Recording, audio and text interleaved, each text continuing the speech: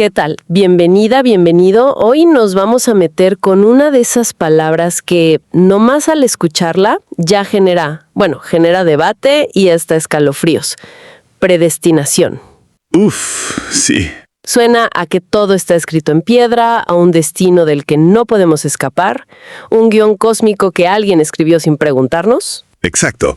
Pero fíjate, tenemos en la mesa unos textos que le dan una vuelta de tuerca increíble a esta idea, explorándola desde la teología y, más importante, desde el idioma original en que fue escrita.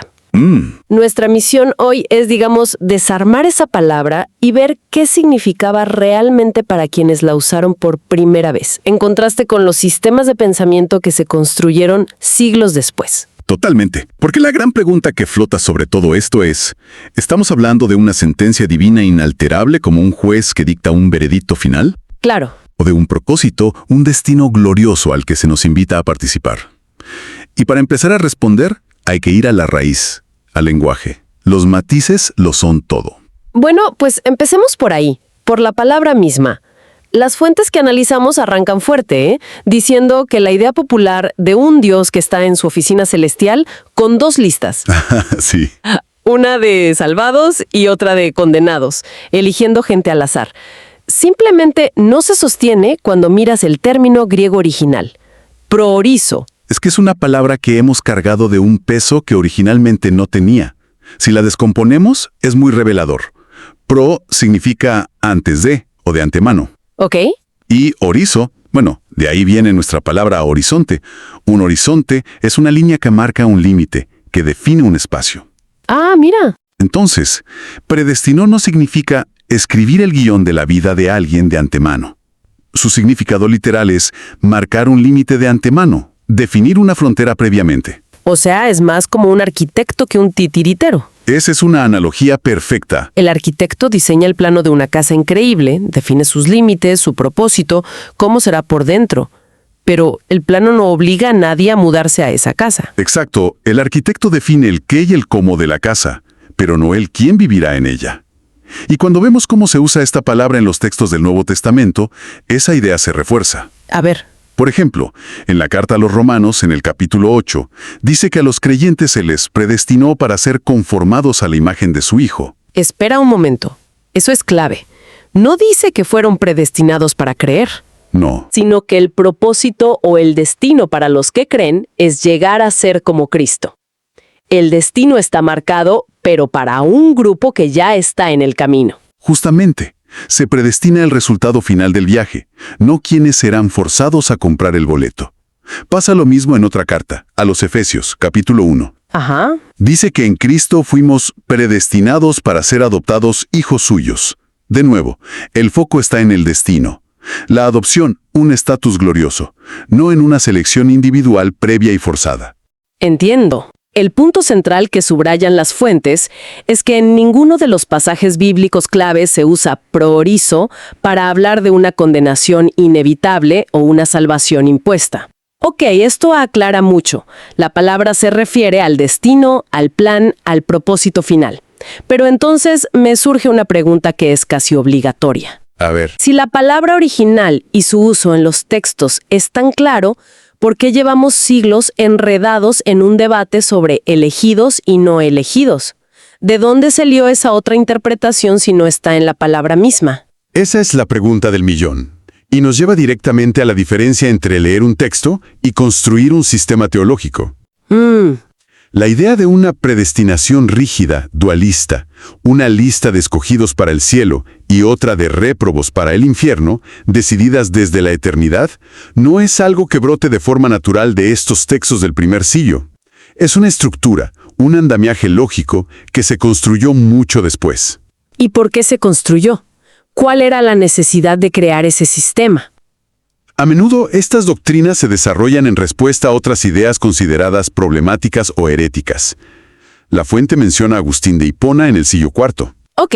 Él luchaba contra herejías como el pelagianismo, que básicamente decía que el ser humano podía salvarse a sí mismo por su propio esfuerzo, casi sin necesitar la gracia de Dios. Ya veo.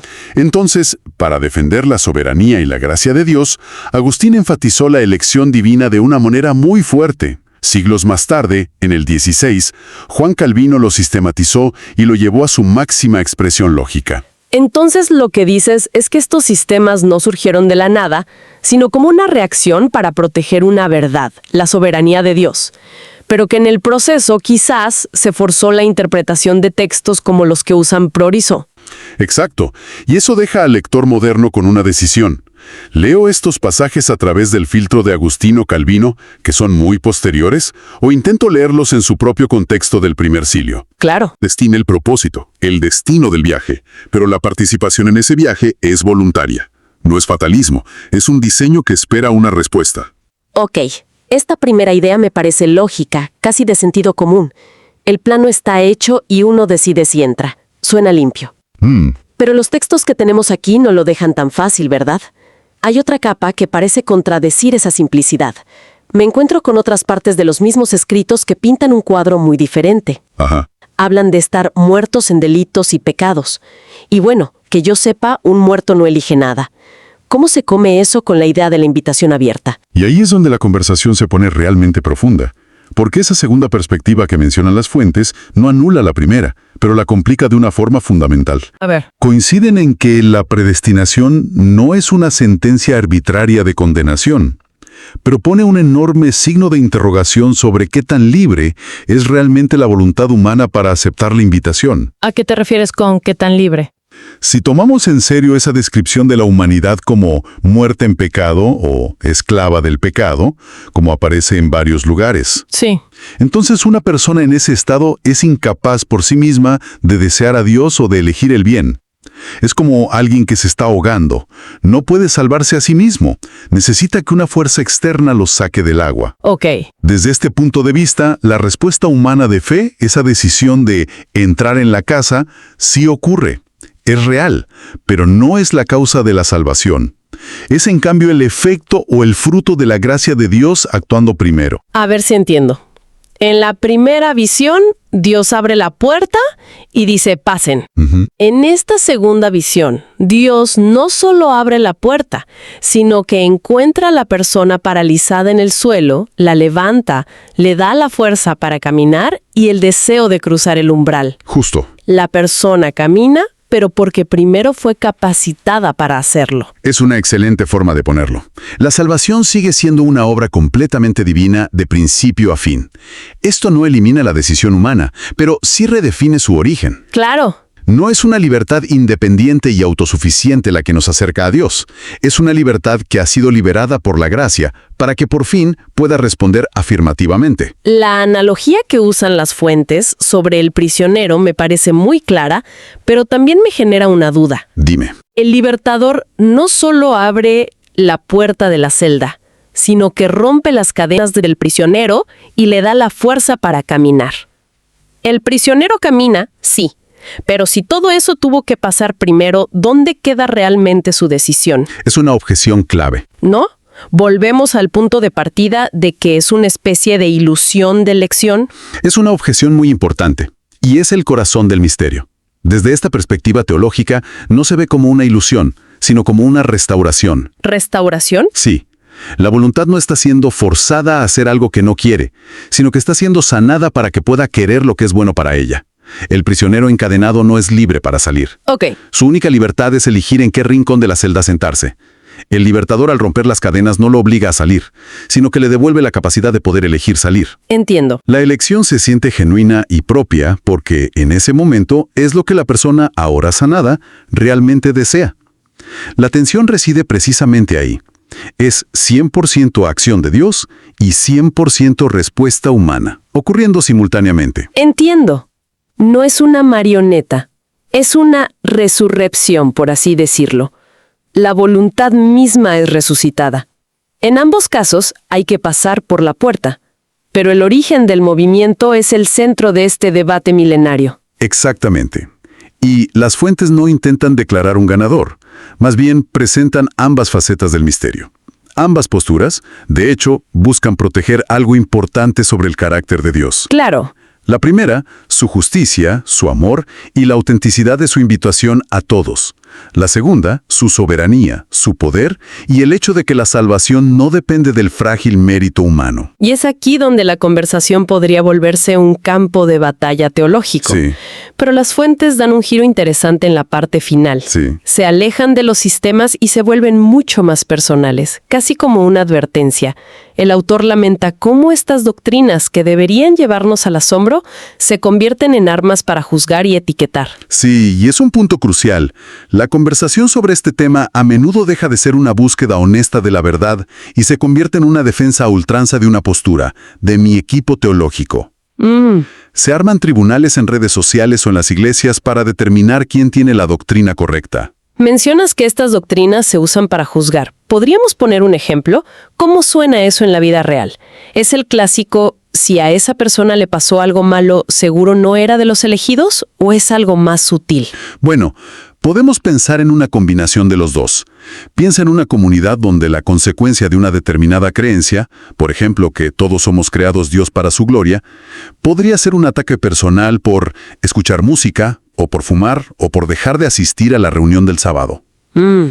Pero realmente ninguna declaración es así, tiene ningún sustento bíblico. Sí, y es un punto crucial. La conversación sobre este tema a menudo deja de ser una búsqueda honesta de la verdad y se convierte en una defensa a ultranza de una postura, de mi equipo teológico.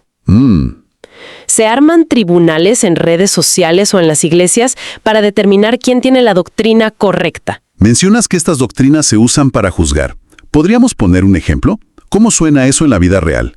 ¿Es el clásico, si a esa persona le pasó algo malo, seguro no era de los elegidos, o es algo más sutil? Bueno, podemos pensar en una combinación de los dos. Piensa en una comunidad donde la consecuencia de una determinada creencia, por ejemplo, que todos somos creados Dios para su gloria, podría ser un ataque personal por escuchar música, o por fumar, o por dejar de asistir a la reunión del sábado. Pero realmente ninguna declaración es así, tiene ningún sustento bíblico. Puede ser tan burdo como eso, lamentablemente. O puede ser más sutil, una especie de arrogancia espiritual. La idea de que yo entendí la verdad, y mi grupo es el que está en lo correcto, y los demás están engañados. ¡Wow! Genera división y un sentido de superioridad. La fuente argumenta que cuando una doctrina produce orgullo en lugar de humildad, o juicio en lugar de amor, algo se ha pervertido en el camino. Es como la diferencia entre leer un libro de recetas y realmente cocinar y probar la comida. Me encanta esa analogía. Puedes saberte de memoria todos los ingredientes y las proporciones exactas de la doctrina correcta, pero hasta que no la experimentas, no la vives. Y parece que en este tema mucha gente se queda discutiendo la receta en lugar de disfrutar del banquete. Exacto. Por eso, el punto de descanso que proponen las fuentes no es tener la respuesta teológica perfecta y hermética. Es algo más experiencial, más profundo. Ajá. Se menciona que lo verdaderamente esencial no es resolver todos los nudos de la soteriología, que es el término técnico para la doctrina de la salvación, sino algo llamado el testimonio interno del Espíritu Santo. ¿Y qué es eso en la práctica? Suena un poco abstracto. Significa que, más allá de los diagramas de flujo teológicos y los debates, la seguridad de una persona creyente no debería depender de su capacidad para defender intelectualmente una postura sobre la elección divina. Debería venir de una convicción interna, una certeza espiritual profunda de que uno es hijo o hija de Dios. Es un cambio de enfoque, del mapa a la relación. El mapa es útil, sin duda, pero no es el territorio. La fe se convierte en confianza en una persona, Dios, y no en la infalibilidad de un sistema. Entonces, si juntamos todas las piezas, ¿qué nos queda? Por un lado, una palabra, propteltorizon, que habla de un propósito divino, un destino glorioso para quienes creen. Sí. Por otro, una profunda tensión sobre cómo un ser humano llega a creer. ¿Es una elección de una voluntad libre o es el resultado de una gracia que libera la voluntad? Exacto. Y lo que me parece más sabio de los textos que analizamos es que no nos obligan a elegir un bando para descartar al otro. Nos invitan a sostener la tensión. Y esa tensión no es un error. No, es una característica deliberada. Es el motor que obliga a la fe a ser dinámica. Si todo fuera soberanía divina absoluta y nada más, caeríamos en la pasividad, en el fatalismo. Cierto. Si todo fuera pura responsabilidad humana, caeríamos en la soberbia del que cree que se salva a sí mismo, o en la desesperación del que siente que no da la talla. O sea que la atención en sí misma nos mantiene en un lugar saludable. Humildes porque reconocemos que todo depende de Dios, y activos porque reconocemos que nuestra respuesta es real y tiene consecuencias. Precisamente. Quizás el objetivo nunca fue resolver la paradoja, sino aprender a adorar al Dios que es mucho más grande que nuestras categorías lógicas. ¡Qué viaje! Empezamos con la etimología de una sola palabra griega y terminamos en el corazón de la experiencia espiritual. Totalmente. Hemos visto que la predestinación es un concepto muchísimo más rico y matizado de lo que sugiere su reputación. Un baile constante entre el diseño de Dios y la respuesta humana. Sostener esa tensión entre la soberanía divina y la responsabilidad humana es en sí mismo un acto de fe. Es admitir que nuestra lógica tiene un límite y que más allá de ese límite, confiamos en el carácter de un Dios que las Escrituras describen como perfectamente justo y a la vez infinitamente misericordioso. Y con eso cerramos con una última reflexión para quien nos escucha. Más allá del debate teológico de si la decisión es puramente nuestra o un fruto de la gracia, ¿cómo cambia la forma en que una persona vive su día a día si se aferra a esta idea central, que su propósito final ya fue diseñado con amor y que se espera su participación? ¿Qué le hace eso al miedo al futuro, a la ansiedad por el fracaso o a la búsqueda de un sentido para la vida? Esa es una pregunta que aterriza todo este debate directamente en nuestra realidad.